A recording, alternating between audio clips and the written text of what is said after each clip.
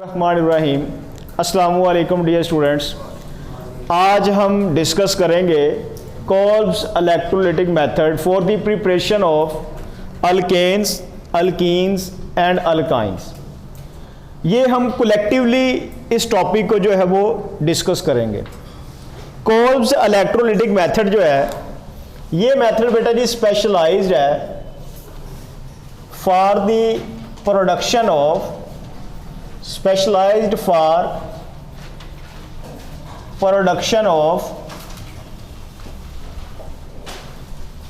symmetrical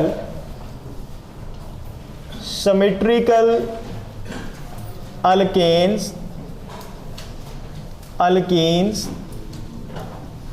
and alkynes।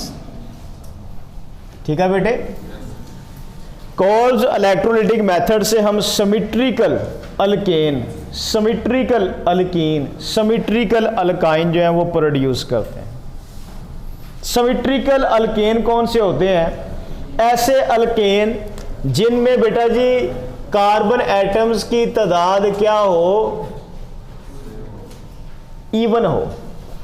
सही है। यहां पे कितने कार्बन है बेटा जी? 2। क्लियर है। या कह सकते हैं कि सिंगल बॉन्ड के अराउंड कार्बन भी बराबर हो और हाइड्रोजन भी बराबर हो। यहां पे सिंगल बॉन्ड के अराउंड देखें एक एक कार्बन है और हाइड्रोजन 3 है। ये सिमेट्रिकल है। इसी तरह बेटा जी अल्कीन की अगर बात करें तो CH2 double bond CH2, double bond के अराउंड कार्बन और हाइड्रोजन एटम्स की तादाद आपस में इक्वल हो। और सिमेट्रिकल अल्काइंस बेटा जी ऐसे अल्काइंस जिनमें ट्रिपल बॉन्ड के अराउंड कार्बन भी बराबर हो और हाइड्रोजन भी। यानी कि हम कोल्ब्स इलेक्ट्रोलाइटिक मेथड से symmetrical alkanes, alkenes, alkynes produce करते हैं। बात की समझ लगी? ये पॉइंट याद रखना है। अनसिमेट्रिकल जो अल्केन, अल्कीन, अल्काइन है वो हम प्रिपेयर नहीं कर सकते। इसके अलावा methane can not be produced by Kolbe's electrolytic method. ये पॉइंट भी बेटा याद रखना है आपने कि मीथेन जो है ये हम कोल्ब्स इलेक्ट्रोलाइटिक मेथड के दौरान प्रोड्यूस नहीं कर सकते। उसकी वजह क्या है? एक तो ये सिंपलेस्ट अल्केन है, सेकंड बेटा जी ये क्या है, इसके अंदर सिर्फ एक ही कार्बन।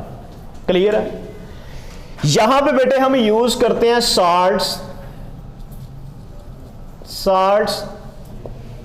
ठीक है। कौन कौन से साल्ट देखें? सबसे पहला बेटे है सोडियम एसीटेट। सोडियम एसीटेट का बेटे फार्मूला क्या होता है? CH3COONA। क्लियर हो गया? ये सोडियम एसीटेट है। आप बेटा जी इसको ओपन करके लिख सकते हैं यहां पर CH3COONA। ये है सोडियम एसीटेट। सोडियम एसीटेट के सॉल्यूशन की इलेक्ट्रोलिसिस से बेटा जी जो अल्केन बनता है वो कौन सा होता है? इथेन।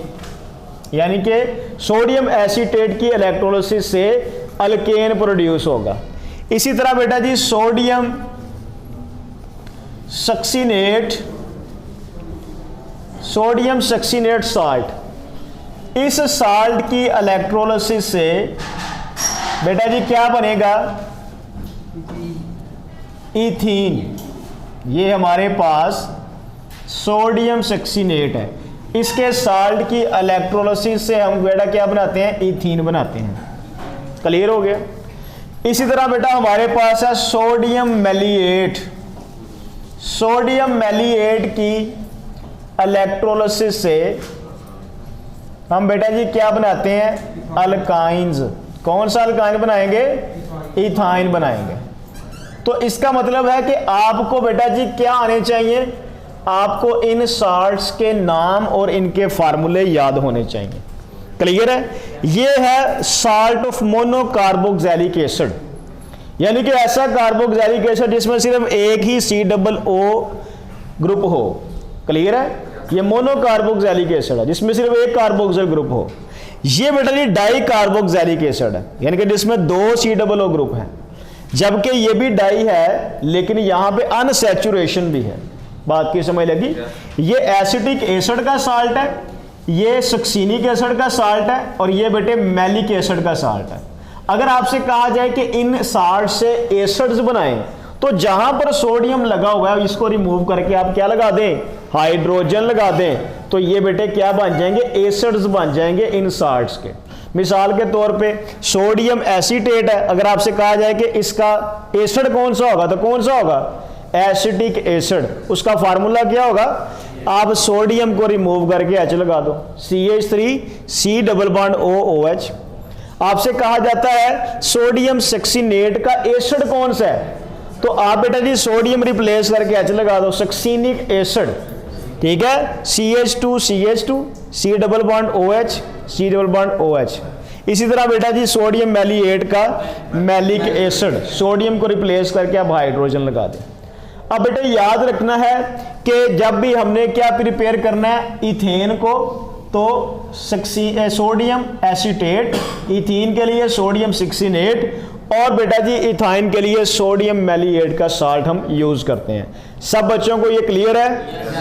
अब बेटा जी हम इनकी क्या करेंगे, इलेक्ट्रोलिसिस करेंगे और इलेक्ट्रोलिसिस के दौरान हम देखेंगे कि कौन सा सेल यूज करना है और ड्यूरिंग इलेक्ट्रोलिटिक कंडक्शन कैथोड के ऊपर और एनोड के ऊपर हमें कौन कौन सी प्रोडक्ट हासिल होती है। क्लियर है जी बेटे? सबसे पहले हम डिस्कस करेंगे preparation of ethane by Kolbe's electrolytic method.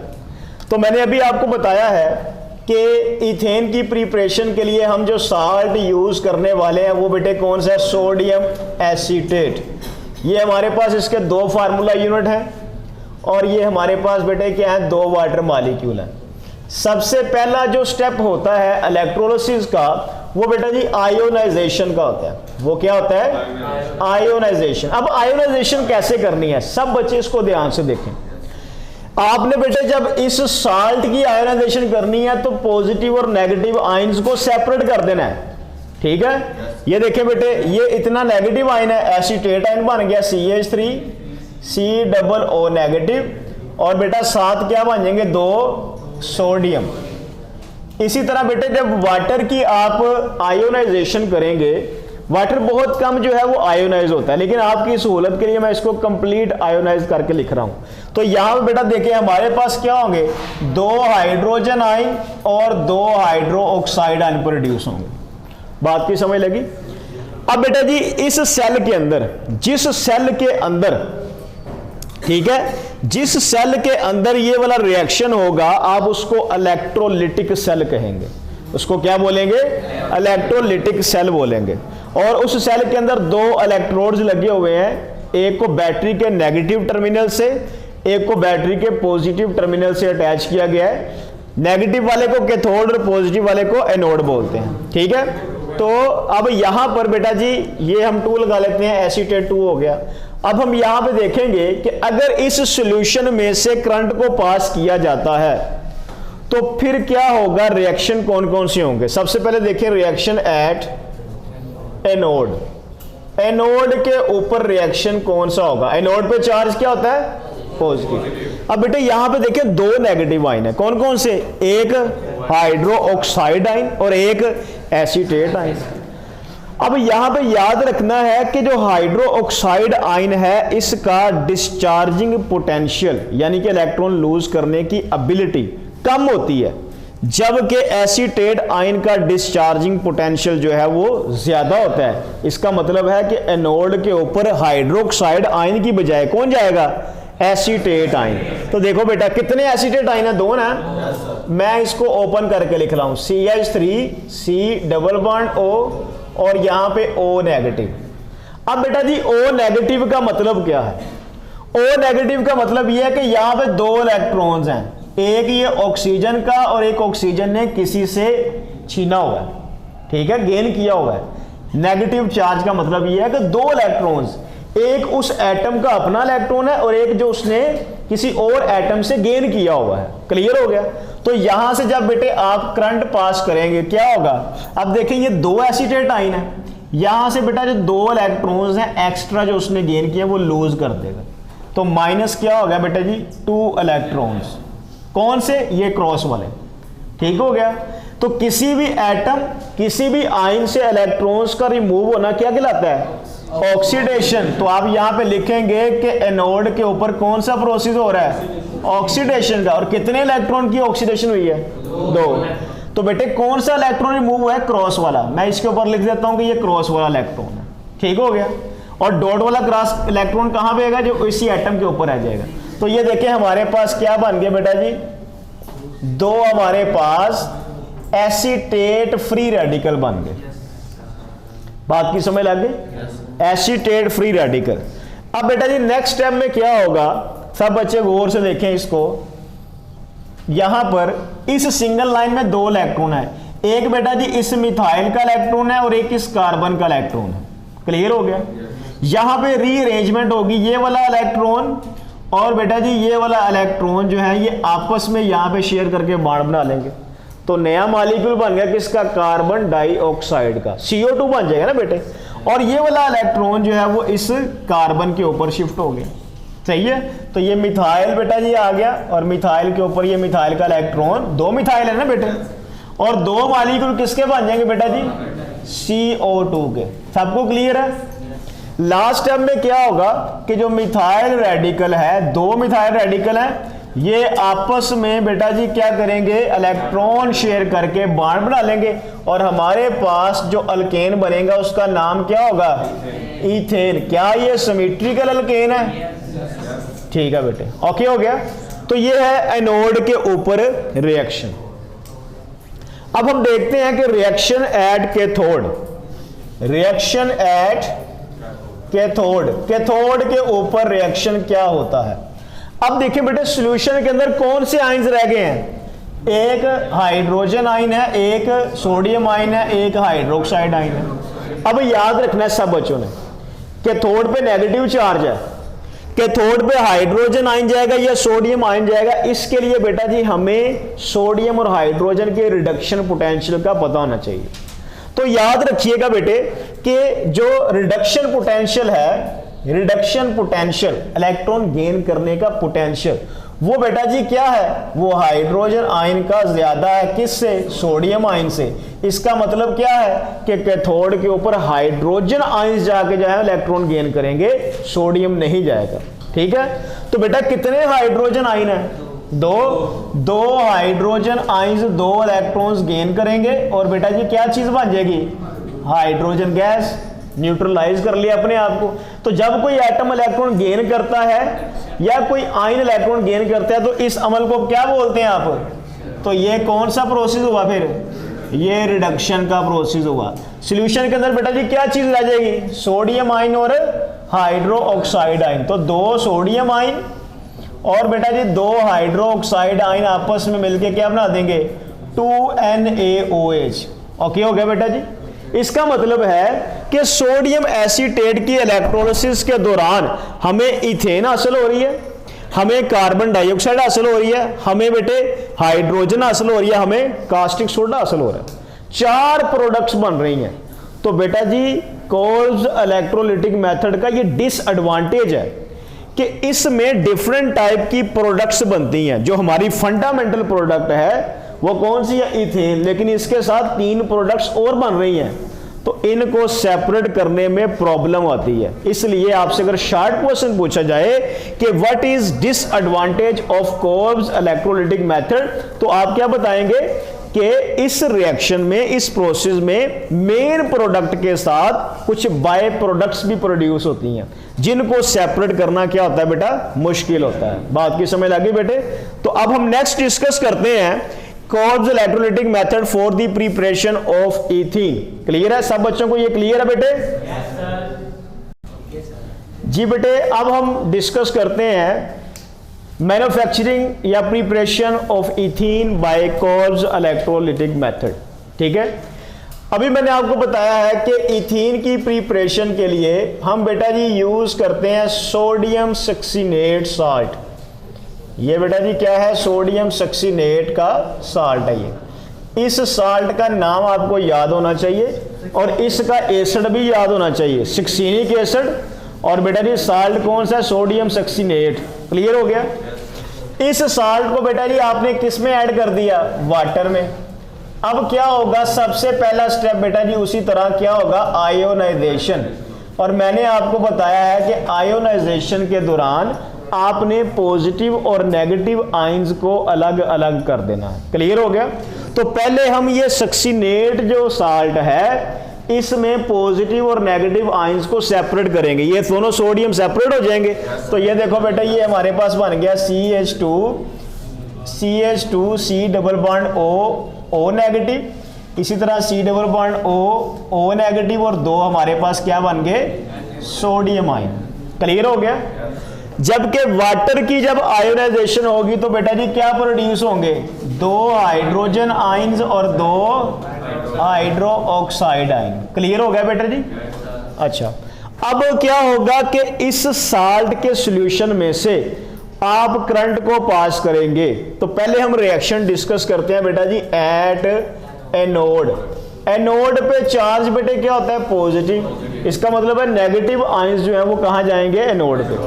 अब याद रखना है कि जो ऐसी ये जो सक्सीनेट आयन है इसका डिस्चार्जिंग पोटेंशियल जो है वो हाइड्रो ऑक्साइड आयन से ज्यादा है, इस वजह से एनोड के ऊपर जो है वो सक्सीनेट आयन जाएगा।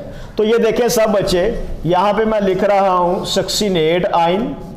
ठीक है, अभी अभी मैंने आपको बताया कि नेगेटिव का मतलब क्या होता है, दो इलेक्ट्रॉन। ये देखिए बेटे, इस ऑक्सीजन के पास भी दो इलेक्ट्रॉन है, एक डॉट क्रॉस, इसके पास भी दो इलेक्ट्रॉन है। क्लियर हो गया?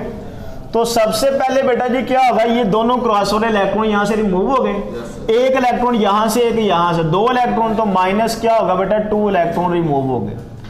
तो removal of electron is called as oxidation, जबकि एक एक इलेक्ट्रॉन रह गया। यानी कि इस दौरान बेटा जी क्या बनेंगे, फ्री रेडिकल। किसके बनेंगे, सक्सीनेट आयन के फ्री रेडिकल बन गए। क्लियर हो गया? अच्छा, अब बेटा नेक्स्ट स्टेप में उसी तरह रीअरेंजमेंट के नतीजे में कार्बन डाइऑक्साइड के मॉलिक्यूल प्रोड्यूस होंगे। यहां पे सिंगल लाइन में दो इलेक्ट्रॉन है, एक इस कार्बन का, एक इस कार्बन का, एक इस कार्बन का, एक इस कार्बन का। तो ये वाला इलेक्ट्रॉन और ये इलेक्ट्रॉन यहां पे बॉन्ड बना लेंगे, ये क्या चीज बनेगी, CO2। इसी तरह बेटा ये वाला इलेक्ट्रॉन और ये वाला इलेक्ट्रॉन नया बॉन्ड बनाएंगे, ये भी CO2। कितने मॉलिक्यूल हो गए CO2 के, दो। तो -2 क्या हो गया बेटा जी, कार्बन डाइऑक्साइड। जबकि ये वाला इलेक्ट्रॉन भी यहां शिफ्ट हो जाएगा और ये वाला इलेक्ट्रॉन भी शिफ्ट हो जाएगा। तो ये क्या चीज बन गई बेटा जी, CH2 double bond CH2 ethene बन गई। क्या ये सिमेट्रिकल अल्कीन है? अब देखें बेटे सब बच्चे, उसी तरह रिएक्शन एट कैथोड के ऊपर बेटा जी हाइड्रोजन आयंस जाएंगे। क्यों? क्योंकि हाइड्रोजन का रिडक्शन पोटेंशियल सोडियम से ज्यादा है। तो दो हाइड्रोजन आयन दो इलेक्ट्रॉन गेन करेंगे, हाइड्रोजन गैस बन जाएगी, रिडक्शन हो गई। जबकि सॉल्यूशन में सोडियम और हाइड्रोक्साइड आयन मिलकर क्या बना देंगे, कास्टिक सोडा। दोबारा फिर बेटे आप लिखेंगे कि this process has a disadvantage because different types of products are produced during this process which causes hurdles for their separation. बात की समझ लगी बेटे? तो यहां पे देखें अल्कीन अल्काइन में जो कैथोड के ऊपर रिएक्शन होगा वो सेम होगा, सिर्फ जो एनोड पे रिएक्शन है उसमें थोड़ी सी जो है वो वेरिएशन है। इसलिए जब भी आप कोल्ब्स इलेक्ट्रोलाइटिक मेथड को प्रिपेयर करेंगे तो आप बेटा जी कलेक्टिवली इस टॉपिक को जो है वो याद करेंगे। ये 3 लॉन्ग क्वेश्चन है, एक आपसे पूछा जा सकता है। ये समझ लगी सबको? कोई पॉइंट? जी बेटे, अब हम डिस्कस करते हैं preparation of ethyne by Kolbe's electrolytic method. तो इथाइन की प्रिपरेशन के लिए जो बेटा जी हम साल्ट यूज करेंगे वो अनसैचुरेटेड साल्ट है कार्बोक्सिलिक एसिड का, और इस साल्ट का बेटा जी नाम क्या है, सोडियम मैलिएट। इसका नाम क्या है, सोडियम मैलिएट। उसी तरह बेटा जी इसके साइज साल्ट को वाटर में ऐड करेंगे तो फर्स्ट स्टेप बेटा जी क्या होगा, आयोनाइजेशन। मैं बार बार आपको बता रहा हूं कि आयोनाइजेशन के दौरान साल्ट के पॉजिटिव और नेगेटिव आयंस को आप सेपरेट कर देंगे। क्लियर है? तो अगर ये साल्ट आपको याद है तो सोडियम अलग कर दो और ये नेगेटिव वाले आयन अलग कर दो। तो ये देखो बेटा, ये हमारे पास क्या बन जाएगा, CH डबल बॉन्ड CH, यहाँ पे C डबल बॉन्ड O के ऊपर नेगेटिव चार्ज, ये डबल बॉन्ड O के ऊपर नेगेटिव चार्ज, दो सोडियम आयन बन जाएंगे। वाटर की आयोनाइजेशन के दौरान बेटा जी दो हाइड्रोजन आयन और 2 हाइड्रोक्साइड आयन बन जाएंगे। बात की समझ लगी बेटे। अब इस सॉल्यूशन में से हम क्या करेंगे, करंट को पास करेंगे। तो नेगेटिव आयंस बेटे कहां जाएंगे, एनोड पे, और पॉजिटिव आयन कैथोड पे। तो हाइड्रोक्साइड में और मैलिएट आयन में कौन एनोड पे जाएगा, मैलिएट आयन। अगर आपसे पूछा जाए कि मैलिएट आयन जो है ये एनोड पे मूव करके गया, उसकी वजह क्या, तो आप बताएंगे इसकी डिस्चार्जिंग कैपेबिलिटी ज्यादा है, किससे बेटा जी, हाइड्रो ऑक्साइड आयन। क्लियर है। तो देखिए बेटे एट एनोड, उसी तरह आप लिखेंगे मैलिएट आयन, ठीक है, ये मैलिएट आयन आ गया। सबसे पहले बेटे क्या होगी, ऑक्सीडेशन। ऑक्सीजन के ऊपर जो एक्स्ट्रा 2 इलेक्ट्रॉन्स हैं, ऑक्सीजन के ऊपर 2 एक्स्ट्रा इलेक्ट्रॉन रिमूव हो जाएंगे। Removal of electron is called oxidation. एक इलेक्ट्रॉन ये और एक ये, 2 रिमूव हो गए, -2 इलेक्ट्रॉन हो गए। सही हो गया। ऑक्सीजन के ऊपर एक इलेक्ट्रॉन रह गया है, तो ये हमारे पास बेटा जी क्या बन गया, मैलिएट रेडिकल बन गए। क्लियर है, ये मैलिएट रेडिकल बन गई। उसी तरह यहां पे बेटा जी क्या होगी, रीअरेंजमेंट। इस सिंगल लाइन में 2 इलेक्ट्रॉन है, एक इस कार्बन का, एक इसका, एक इस कार्बन का, एक इसका। तो रीअरेंजमेंट के नतीजे में देखें सब बच्चे क्या होगा, ये वाला इलेक्ट्रॉन और ये वाला इलेक्ट्रॉन बांड बन जाएगा CO2। इसी तरह ये वाला इलेक्ट्रॉन और ये वाला इलेक्ट्रॉन नया बांड CO2। 2 मॉलिक्यूल हो गए किसके, CO2 के, 2 CO2। जबकि ये वाला इलेक्ट्रॉन बेटा और ये वाला इलेक्ट्रॉन यहाँ पे एक और नया बॉन्ड बना देंगे, और ये मॉलिक्यूल किसका बन गया बेटा जी, ये हमारे पास इथाइन का मॉलिक्यूल बन गया। बात की समझ लगी। उसके बाद बेटा रिएक्शन एट कैथोड पे आप लिखेंगे, तो ये रीजन लिखने की जरूरत नहीं है कि हाइड्रोजन का रिडक्शन पोटेंशियल सोडियम से ज्यादा है, इस वजह से हाइड्रोजन जो है वो रिड्यूस होगा। ये वैसे आपको पता होना चाहिए कि कोई एग्जामिनर पूछ लेता है, ये कहीं पे शॉर्ट क्वेश्चन पूछा जा सकता है आपसे कि during electrolysis hydrogen ions are reduced as compare to sodium ion, why. तो सिंपल इसका आंसर क्या है कि हाइड्रोजन आयंस का रिडक्शन पोटेंशियल सोडियम से ज्यादा है, इस वजह से हाइड्रोजन रिड्यूस होगा। तो 2 हाइड्रोजन आयन 2 इलेक्ट्रॉन गेन करके हाइड्रोजन गैस रिडक्शन हो गई। और बेटा जी जो सॉल्यूशन में सोडियम और हाइड्रोक्साइड आयंस थे वो बेटा जी क्या हो जाएंगे, कास्टिक सोडा बना देंगे। बात की समझ लगी।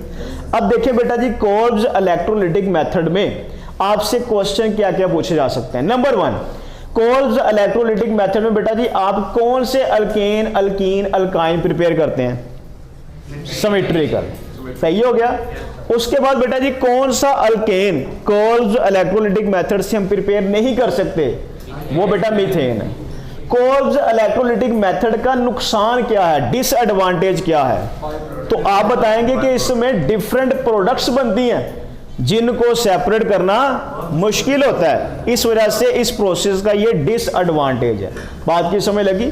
उसके बाद बेटा जी आपसे पूछा जाएगा सोडियम मैलिएट का एसिड कौन सा है, मैलिक एसिड। सोडियम सक्सीनेट का एसिड कौन सा है, सक्सीनिक एसिड। सोडियम एसीटेट का एसिड कौन सा है, एसिटिक एसिड। क्लियर है। उसके बाद पूछा जाएगा किस साल्ट से कौन सी प्रोडक्ट बन सकती है, तो सोडियम एसीटेट से इथेन, सोडियम सक्सीनेट से इथीन, सोडियम मैलिएट से इथाइन। बात की समझ लगी बेटे। उसके बाद आपसे पूछा जा सकता है बताएं कैथोड पे कौन सा रिएक्शन होता है, तो कैथोड पे रिडक्शन होती है।